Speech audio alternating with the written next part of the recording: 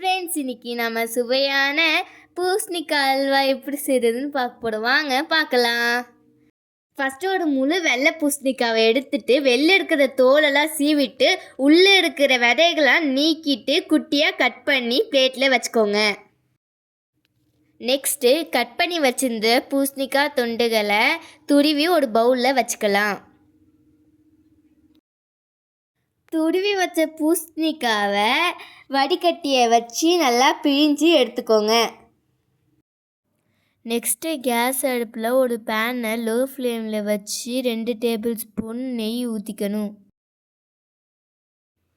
ஒரு கைப்பிடி முந்திரியை எடுத்து அந்த நெய்யில் போட்டு நல்லா பொன்னிறம் மாற வரைக்கும் நல்லா வறுத்து எடுத்துக்கோங்க.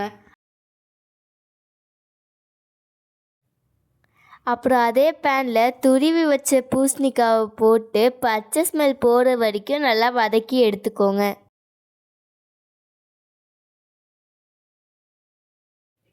நெக்ஸ்ட் வடிகட்டின தண்ணியை எடுத்து அதிலே நல்லா வேக விடுங்க.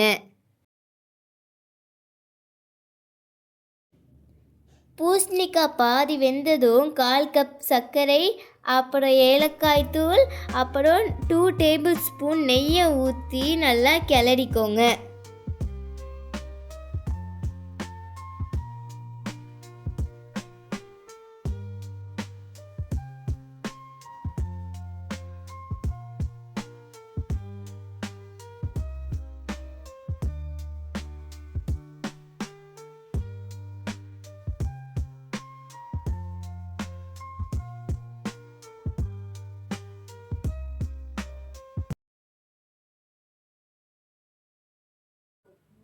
இந்த மாதிரி பூசணிக்காய் அல்வா பேனில் ஒட்டாத வரைக்கும் கிளறிட்டே இருந்தால் சுவையான பூசணிக்காய் அல்வா ரெடி.